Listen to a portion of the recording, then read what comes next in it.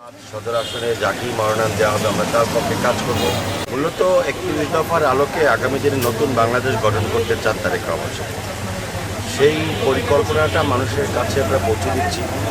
মানুষ ৩১ দফা দেখে তারা সিদ্ধান্ত নেবে আগামী নির্বাচনে কার পক্ষে থাকবে।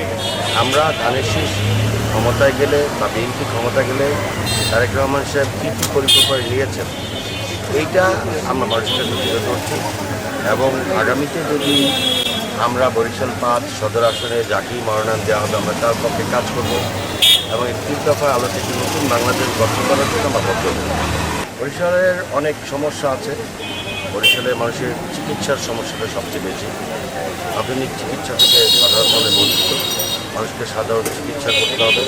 এটার জন্য যা যা করা দরকার, বিশেষ করে দল থেকে স্বাস্থ্যসেবা কার্ডের মাধ্যমে মানুষের সর্বপ্রথম চিকিৎসা সেবাটা নিশ্চিত করতে হবে।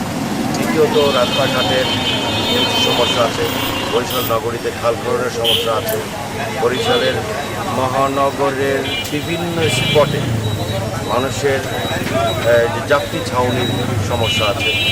বরিশাল মহানগরকে আধুনিক সিটি কর্পোরেশনের যাতে রূপান্তরিত হয় সেই জন্য আমি সর্বদা সচেতন।